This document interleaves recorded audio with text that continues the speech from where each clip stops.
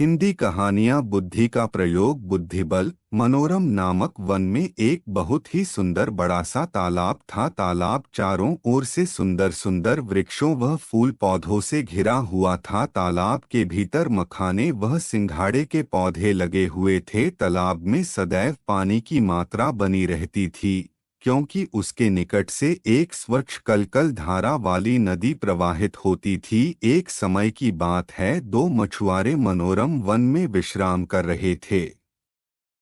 तभी उन्होंने देखा उस तालाब में खूब सारी मछलियां उपलब्ध है। दोनों मछुआरे आश्चर्यचकित होकर विचार विमर्श करते हुए कहते हैं, हमें आज तक इस तालाब का पता क्यों नहीं चला। काफी समय हो गया था, संध्या हो चुकी थी, इसलिए दोनों आपस में बात करते हुए वहां से लौट गए कि कल आकर यहाँ पर जाल बिछाया जाएगा। यह बात तालाब में बैठी तीन दोस्त मछलियों सुन ली। उन्होंने आपस में मंत्रणा की कि यह बात पक्की हो गई कि अगले दिन मछुआरा आकर यहाँ जाल बिछाएगा और हम सभी को पकड़ लेगा।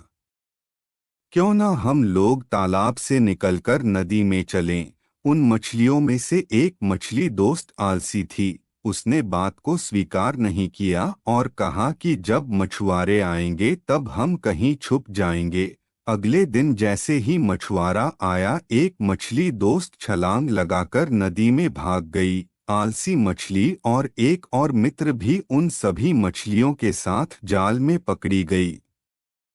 किंतु जैसे ही मछुआरा जाल समेटने के लिए आगे बढ़ा तो समझदार मछली ने मरे हुए होने का झूठा स्वांग नाटक किया। मछुआरे ने मरा हुआ समझकर उस मछली को निकालकर फेंक दिया।